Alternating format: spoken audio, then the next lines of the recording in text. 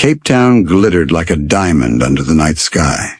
From the sparkling V and A waterfront to the shimmering high-rises of Sea Point, the city looked alive with wealth and ambition. Rooftop clubs pulsed with music, champagne glasses clinked, and the streets gleamed with fast cars. To outsiders, it was paradise, a place where dreams and power collided. But beneath the beauty, the city was choking on fear. One by one, women were dying. It began quietly. A fashion model found lifeless in her apartment. Then an event hostess. Then another and another. Within 3 months, 5 women from Cape Town's elite social scene had been discovered, all with the same terrifying mark, 2 deep punctures on their necks. No blood, no struggle, no explanation. The media named it the Skyline Curse. Newspapers speculated about cults. TV hosts debated poison, while social media erupted with wild theories. Some said it was a serial killer. Others whispered about ancient spirits returning to punish the city's wealthy. Mothers warned their daughters not to stay out late. Influencers canceled appearances at luxury clubs. Nail salons and makeup studios buzzed with hushed conversations. Who will be next? Fear crept through Cape Town like a shadow, invisible but heavy. But the strangest part wasn't the deaths themselves, it was the silence around them. There were no signs of forced entry, no security footage of strangers, no fingerprints, not a single lead. The police held press conferences promising answers, but the questions only grew louder. And yet, in the midst of this terror, one man stood untouched. Daniel Moore, the billionaire founder of Moore Tech Security, was everywhere in glossy magazines, on billboards, giving speeches at tech conferences. His smile was perfect, his words smooth, his reputation spotless. At charity galas, he donated millions. At public events, women lined up for photos with him. He was Cape Town's golden son, admired by men and adored by women. But in whispers, fear lingered. Because behind the closed doors of Silver Heights, another body had just been discovered. Amanda Carter, a 25-year-old fashion designer, known for her vibrant spirit and her new boutique, was found lifeless in her Greenpoint apartment. Pale still, with those same 2 strange marks on her neck. This time the city mourned differently. Amanda wasn't just another socialite. She was loved, admired, and most importantly, she had a sister, Vanessa Carter. From London, the news shattered her. Her heart cracked in silence, but her resolve burned bright. While the city whispered of curses and spirits, Vanessa packed her bags. She wasn't coming home to cry. She was coming home to find the truth. And this time, the serpent that haunted Cape Town would not go unchallenged. By the time Vanessa boarded her flight to Cape Town, one name was on everyone's lips: Daniel Moore. At just 34, Daniel was already a billionaire. As the founder of Moore Tech Security, his empire stretched across South Africa and beyond, selling cutting-edge, smart surveillance systems. His innovations made the rich feel safe in their glass towers ironic, given that no technology seemed able to stop the city's mysterious killings. But what made Daniel untouchable wasn't just his wealth, it was him. Dark-skinned and striking, with a jawline sharp as a blade, he looked like a man sculpted for perfection. His fitted suits carried the scent of expensive cologne that lingered long after he walked away. At conferences, people hung on to his every word. At galas, women dreamed of being the one who tamed his single status. Men admired his brilliance, even as they envied the power he commanded. Yet behind that perfect smile, there was something no camera could capture. Daniel Moore was not like other men. When he leaned close to a woman at a dinner table, whispering in that velvet voice, she melted. When he brushed his hand over hers, she felt chosen. And when he looked into her eyes, she thought she saw love, But what she didn't know was that she had just stepped into his trap. Daniel carried a secret far darker than Cape Town's whispers. Years ago, he had made a blood pact with a marine spirit from the ocean. In return for wealth, charisma, and untouchable success, the spirit placed a serpent within him, a creature that lived in silence, hidden, waiting. Each time it fed, draining life from a woman, Daniel grew stronger. His empire flourished. His charm deepened. His fortune expanded. And no one suspected a thing.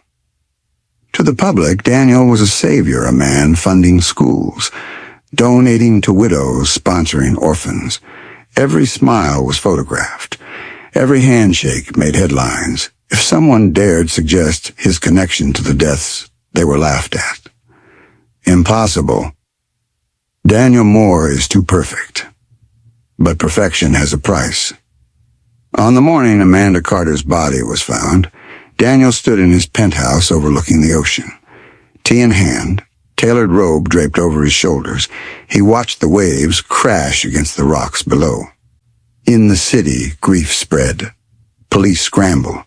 Social media burned with fury. Amanda's name trended, her photos shared across timelines. But Daniel only smiled faintly. Another sacrifice, another thread woven to his power. And yet he did not know that Amanda's death would change everything. For unlike the others, Amanda had a sister who would not rest.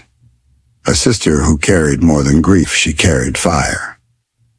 And fire, even against a serpent, can burn. The plane touched down at Cape Town International just before dawn. As Vanessa Carter stepped out into the cool air, she felt the weight of her sister's absence pressing against her chest. The mountains loomed in the distance, the city still glittering with the illusion of perfection. But to her, Cape Town no longer shone. It had stolen Amanda. Amanda had always been the light, warm laughter, flowing creativity, a fashion designer who could turn scraps of fabric into magic. At 25, she had just opened her boutique in Greenpoint. Photos of her smiling at the opening night were still all over Instagram, her energy as vibrant as the colorful dresses she designed. Now those same photos carried captions of heartbreak. Rest in peace. Vanessa couldn't rest. She wheeled her suitcase through the familiar streets of Greenpoint and climbed the stairs to Amanda's apartment. Everything was just as her sister had left it. The scent of her perfume still lingered. Her sketches lay scattered across the table, a half-finished dress draped on the mannequin. It felt as though Amanda might step back in at any moment. But the silence was unbearable. On the nightstand, Vanessa found Amanda's phone. Scrolling through the messages, her chest tightened. Laughter, voice notes, emojis. Amanda had been alive, happy, busy. But then in the last few days, something changed. Replies grew shorter, messages slower, and one note stood out. There's something strange about him, but I don't know what. Vanessa's hand shook. Who was him? Why hadn't Amanda said more? She opened the calendar app. 2 nights before Amanda's death, there was an entry. Moretech Gala, Crystal Dome. Her jaw clenched. Daniel Moore. The name was everywhere. On billboards at the airport, on the glossy magazines in the cafe downstairs, on the news channels that couldn't stop praising his genius. He was the city's pride, the billionaire who had it all. But Amanda had been there, at his event, and now Amanda was gone. Vanessa's grief hardened into resolve. She wasn't the type to believe in curses or spirits, but she believed in patterns. She believed in reading people. And the pattern pointed to one man, the one everyone adored, the one no one suspected. She whispered to the silence of the flat, Amanda, I promise you, I will find out the truth. The city might have been too blind, too enchanted to see past Daniel Moore's perfect smile.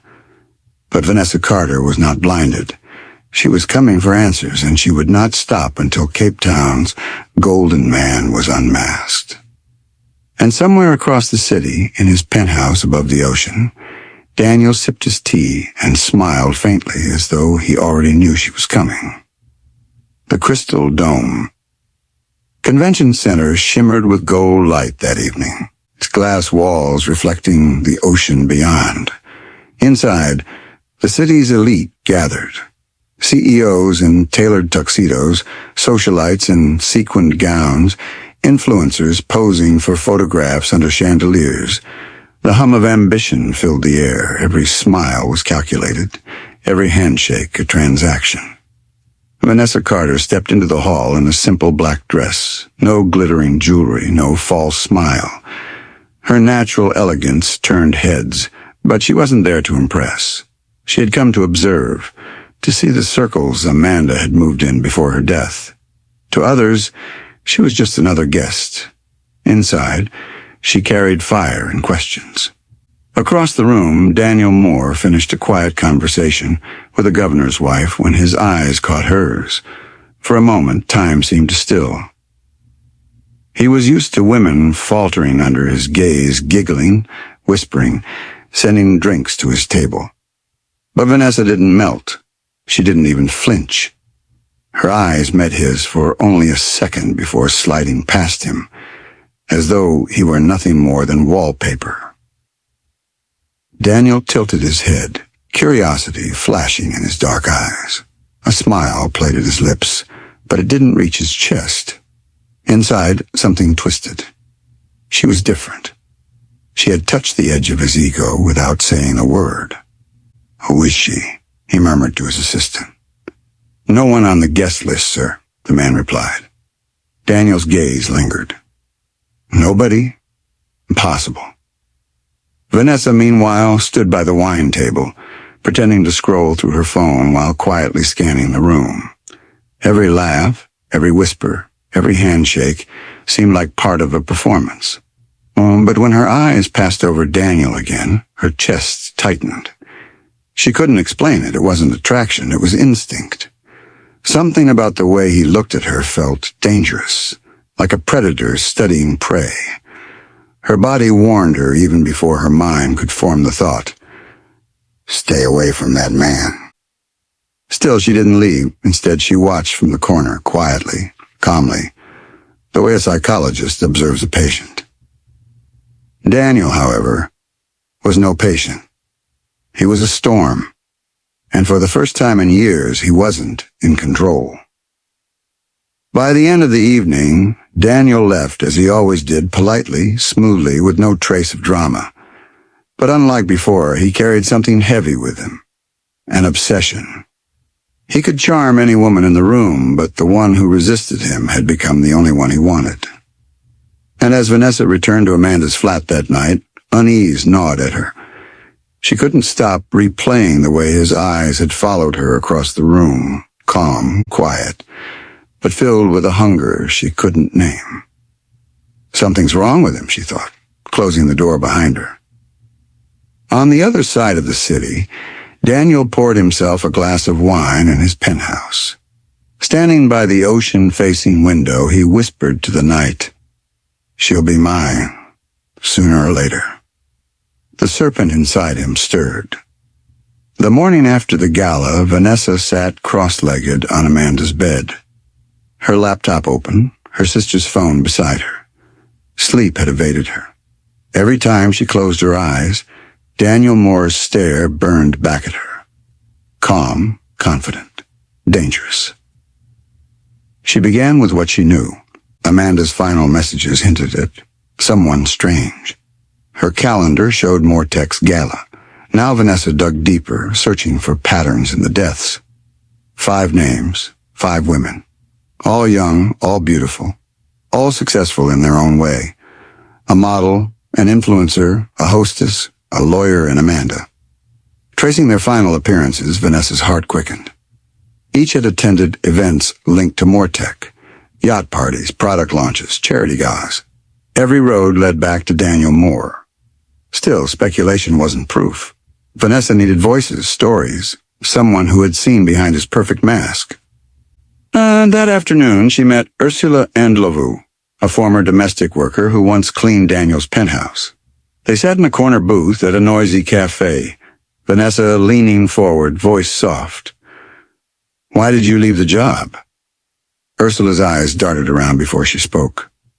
At night, on the top floor, I would hear it. Hissing. Not from speakers, not from pipes. Real hissing, wet, heavy, alive. And the air. She shivered. It felt like something was watching me, even when I was alone. Vanessa's chest tightened.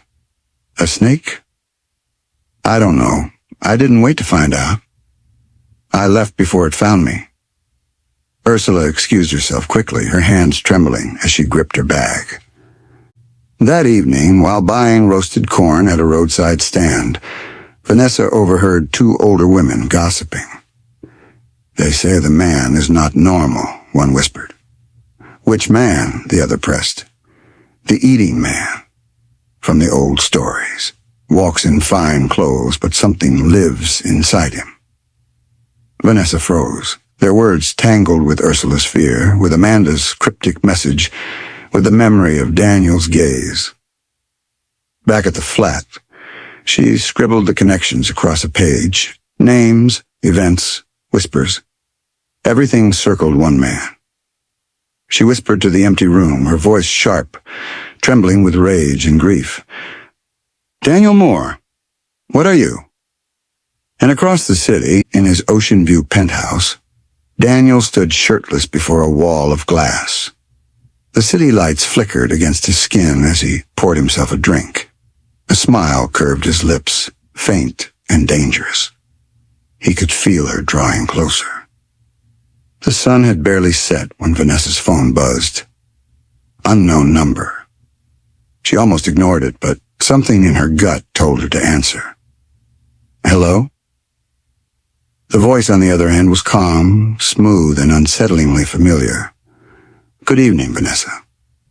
Her stomach dropped. "Who is this?" A soft laugh curled through the speaker. "Daniel Moore." She stood pacing across Amanda's living room, her pulse racing. "How did you get my number?" "In this city," his voice lowered, steady as a blade, "there is nothing I cannot get. Not a name, not a number, not even a heart." His words crawled under her skin like ice. She tightened her grip on the phone. "Well, you got the wrong one." And with that, she ended the call. The silence in the room grew heavy, pressing against her chest. Her hands trembled as she dropped the phone on the couch. It wasn't just his words, it was the way he said them. Calm, polite, almost gentle. But every syllable felt like a threat wrapped in velvet. Across the city, Daniel stood at the window of his penthouse, the city lights glittering beneath him. Phone still in hand, jaw tight, eyes dark. She had dismissed him. No hesitation, no nervous laugh, no "we'll talk later." She had closed the door in his face, and it burned. His obsession sharpened. He poured himself a glass of red wine, whispering to the night, "You'll be mine, sooner or later." Back in Greenpoint, Vanessa sat on the floor of Amanda's flat, knees pulled to her chest. Something about that call left her shaken in a way no crime scene, no testimony ever had. His voice wasn't a compliment. It was possession. Her phone buzzed again. 4 missed calls, 3 voice notes, 2 texts, all from him. She refused to open any of them. When her friend Grace Peterson dropped by later with a bowl of pepper soup, Vanessa tried to smile. "You look tired," Grace said softly. "I am. I feel like I'm chasing a ghost." Grace tilted her head. "Maybe that's because you're trying to use your brain for something only your spirit can catch." Vanessa frowned. "What does that mean?" "It means not everything can be solved with psychology and logic. Sometimes the answers live in shadows science cannot see." Vanessa looked down, saying nothing. She didn't believe in curses or spirits, but she believed in Amanda's empty bed, in the fear that lingered in her chest, and in Daniel Moore's voice that now echoed in her mind. That night she barely slept. Every time she closed her eyes, she saw his smile, calm, confident, hungry. And she knew this was only the beginning. Vanessa woke before dawn, her body restless, her mind heavy. Grace's words from the night before circled in her thoughts. Sometimes the answers live in shadows science cannot see. She had spent her life studying people, their lies, their patterns, their minds. But nothing in psychology explained what she was facing now. Women drained of life without a struggle, a man whose presence felt more like a predator than a person, and a phone call that sounded more like a claim than a conversation. By mid-morning, she found herself walking through a narrow alley in Woodstock, guided by whispers of a local herbalist. The shop was hidden between a row of crowded kiosks, its wooden door painted with fading symbols. Inside, the air was thick with the scent of herbs and smoke. Dried plants hung from the ceiling, and small clay bowls of ash lined the walls. The herbalist, an older woman with sharp eyes, studied Vanessa quietly. "I need help," Vanessa said softly. The woman didn't reply at first. She simply lit another stick of incense, letting the smoke curl between them. Finally, she whispered, "There's a man walking in this city with a demon in his trousers. He does not sleep. He feeds." Vanessa froze, her skin prickling. A demon in his trousers? It sounded absurd, like a folktale twisted for fear. But the way the woman's voice shook with certainty made Vanessa's chest tighten. "You will not win with logic," the herbalist continued. "Go to KwaZulu-Natal. Find Mama Thandiwe. She sees what others refuse to see. If you want the truth, go to her." That night, Vanessa lay awake in Amanda's flat. The scent of burnt herbs clung to her clothes, the words "demon in his trousers" echoing in her mind. She didn't believe in curses, didn't believe in men possessed by spirits. Yet, Amanda was dead. The police had no answers. And Daniel Moore, the man who should have been the city's hero, felt like the shadow behind it all. By sunrise, her decision was made. She boarded a bus heading out of Cape Town, her suitcase at her feet. Hours later, she transferred to another smaller bus, then finally to the back of a motorcycle taxi that took her deeper into KwaZulu-Natal's countryside.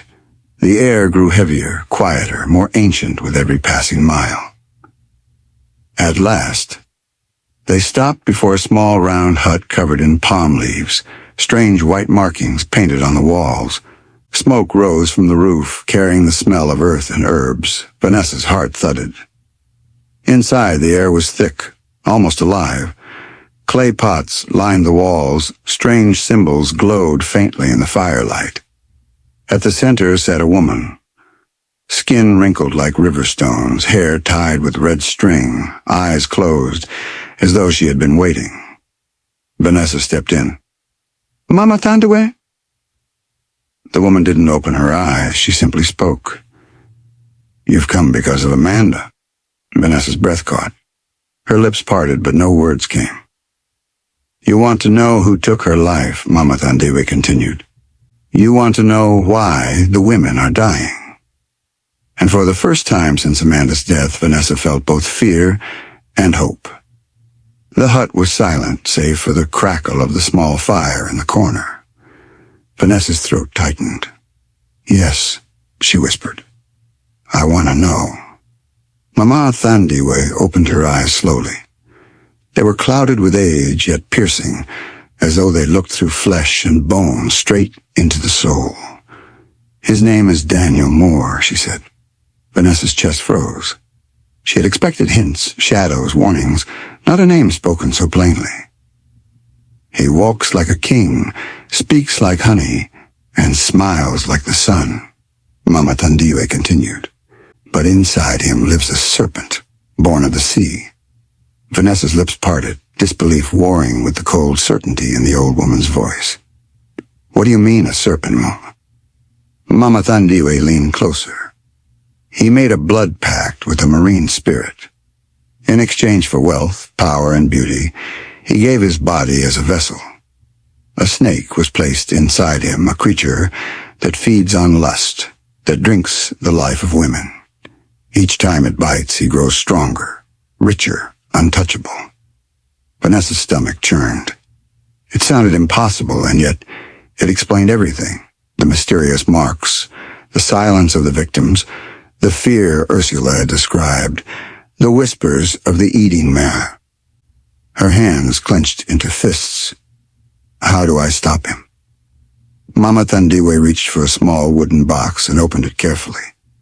Inside lay a whistle, carved from ivory, smooth and gleaming, etched with strange ancestral symbols.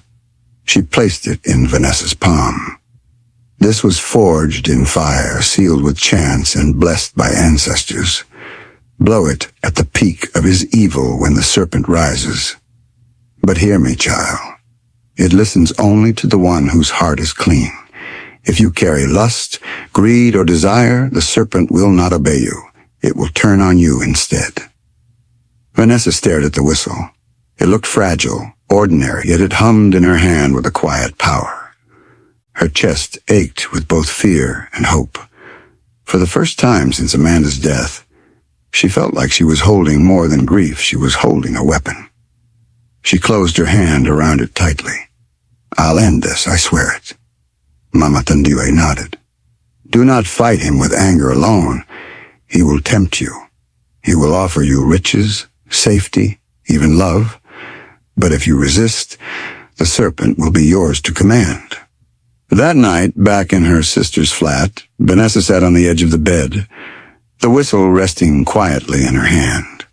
The city outside buzzed with music and laughter, as though nothing was wrong, but Vanessa knew better.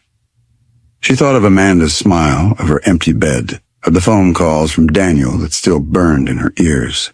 Her jaw tightened. I won't run. I'll play your game, Daniel, but on my terms.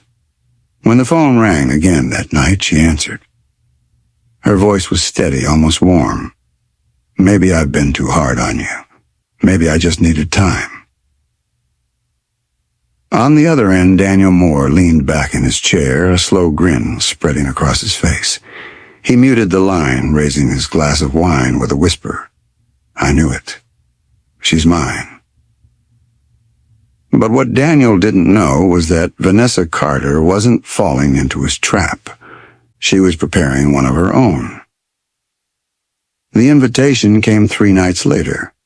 A private dinner at Daniel Moore's penthouse on the V&A waterfront, overlooking the restless ocean. It was the kind of invitation most women in Cape Town would have boasted about on Instagram. For Vanessa Carter, it felt like stepping into the jaws of a beast.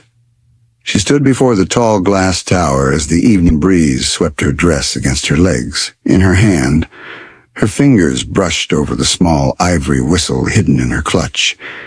It was her lifeline, her only chance. She whispered under her breath, Amanda, give me strength. Inside the penthouse was a palace of glass and light. Expensive art lined the walls, the scent of rare wine filled the air, and soft jazz hummed from invisible speakers. The ocean glimmered through the windows, vast and endless, as though watching. Daniel greeted her with that perfect smile, dressed in a black tailored suit that shimmered under the lights. His voice was smooth, warm, almost intoxicating. Vanessa, I was beginning to think you'd never say yes. She smiled faintly, steadying her heartbeat. Maybe I just needed a reason. Dinner was elegance itself, silver platters, crystal glasses, candlelight. Daniel asked about her life, her work, her time abroad. He listened intently, his dark eyes fixed on her as though she were the only person in the world. To anyone else, it would feel like a dream. But Vanessa saw the predator behind the charm. When he reached across the table, his fingers brushing hers, a chill ran through her body. She remembered Mama Thandiwe's warning. He will tempt you. Resist. Do you know? Daniel whispered, his tone lowering. What separates a man's desire from a serpent's hunger? Vanessa didn't reply. Her grip tightened on her clutch. He leaned closer, his voice now a haunting murmur. One can be satisfied. The other never ends. Then he rose, walking to the wide glass windows. He whistled not with lips, but a sound low and melodic, as if carried by the sea itself. The air shifted. From beneath his silk robe, something stirred. At first, Vanessa thought it was a shadow, but then it moved dark, thick, and glistening like oil. The serpent slid out slowly, its body coiling across the marble floor, scales reflecting the candlelight. Its tongue flicked, tasting the air, its eyes glowing faintly. Vanessa's breath caught. Every instinct screamed to run, but she stayed seated, her fingers pressing against the whistle hidden in her clutch. The serpent slithered toward her, circling the table, its massive body brushing against her heels. She forced her body to remain still, her mind replaying Mama Thandiwe's words. At the peak of his evil, blow. Daniel turned back to her, his smile sharper now, darker. You are different, Vanessa, stronger. That is why I chose you. But strength or not, his eyes glinted. You will still belong to me. The serpent coiled at her feet, rising slowly, its fangs glistening. Vanessa's heartbeat thundered. Her hand slid into her clutch. The ivory whistle pressed against her palm, warm, alive, waiting. She whispered in her mind, Amanda, guide me. And as the serpent reared back, ready to strike, Vanessa lifted the whistle to her lips. The serpent towered before her, its scales gleaming like wet obsidian, its tongue flicking inches from her face. Vanessa's pulse hammered in her ears, but she didn't flinch. With a steady breath, she raised the ivory whistle and blew. At first there was only silence.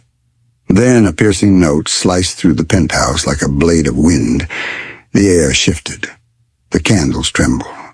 The serpent froze mid-strike, its body rippling, its head jerking back as if in pain. Daniel's calm facade cracked. His eyes narrowed, fury flashing like lightning.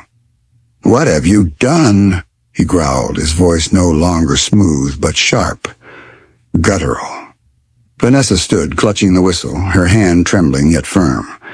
The serpent writhed, caught between its master and the ancient power resisting him. Stop it, Daniel roared, stepping closer. His charm was gone. The polished billionaire had vanished. What stood before her was something darker, a man unraveling under his own curse. You think you can resist me? He hissed, his voice low and venomous. I can give you everything, wealth, safety, power. You'll never fear again.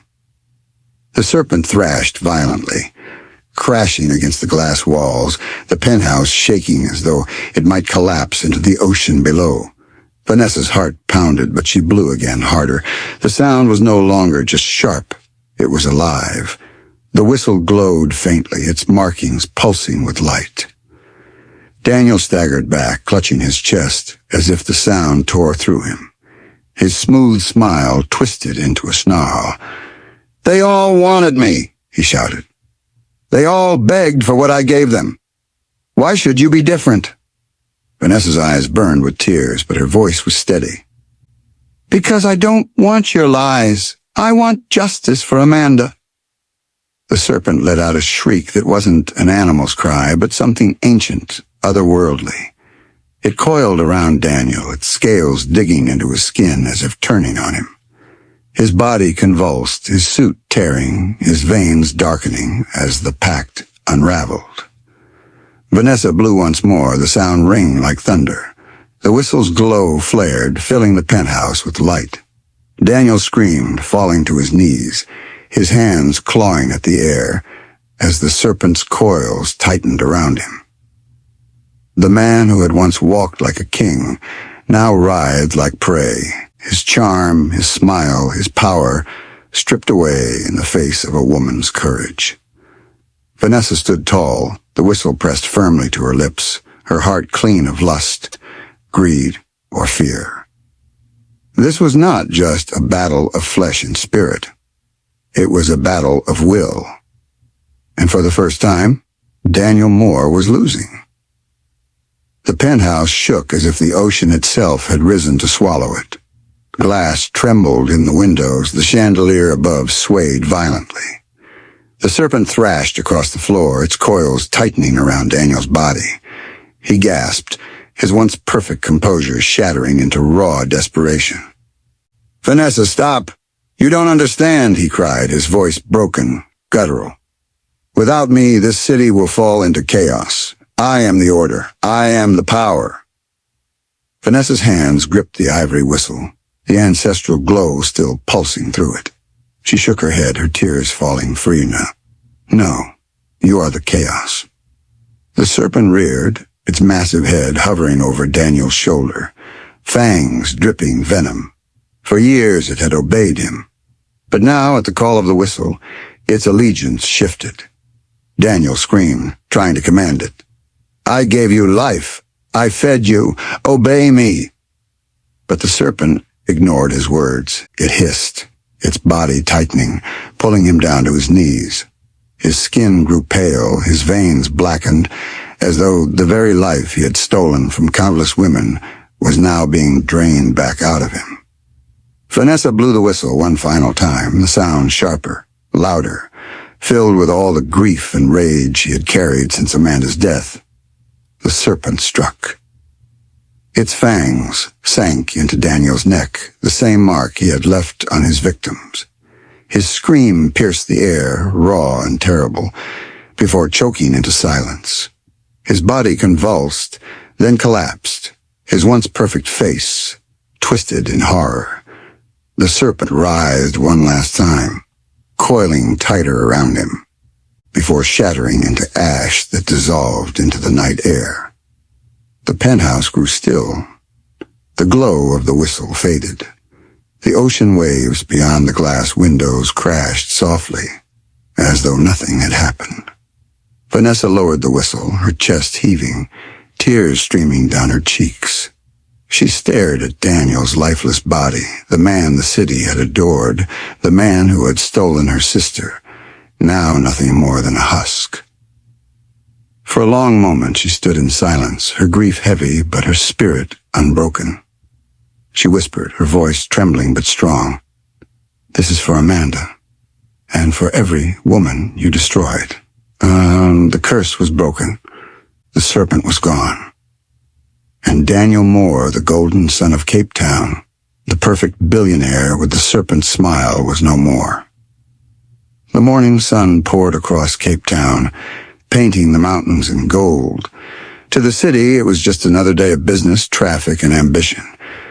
But in the penthouse at the V&A waterfront, the silence told a different story. Daniel Moore was dead. News broke like wildfire. The headline said, "Tech billionaire collapses in penthouse." Official reports called it a sudden illness, a private tragedy. But whispers spread quickly in the city's hidden corners, whispers of a serpent, of women who had warned of strange marks, of a man who was too perfect to be real. In Greenpoint, Vanessa Carter sat quietly in Amanda's flat, the ivory whistle resting on the table before her. The city might never know the full truth, but she did, and that truth weighed heavy on her heart. She walked to Amanda's boutique later that week. The mannequins still wore half-finished dresses. The air still carried her sister's scent. Vanessa ran her fingers over the fabric, her throat tightening. "You didn't deserve this," she whispered. "But I promise, your light won't die here." Grace Peterson joined her, placing a hand on her shoulder. "You fought something most people couldn't even name," Grace said softly. "You showed that courage is not about having no fear, but facing it anyway." Vanessa nodded, her eyes burning with quiet fire. A few days later, she returned to KwaZulu-Natal, the whistle tucked safely in her bag. Mama Thandiwe awaited her outside the hut, her eyes calm as if she already knew the outcome. "You've seen what he was," the old woman said. "I've seen too much," Vanessa replied, her voice low. "It's over now." She held out the whistle.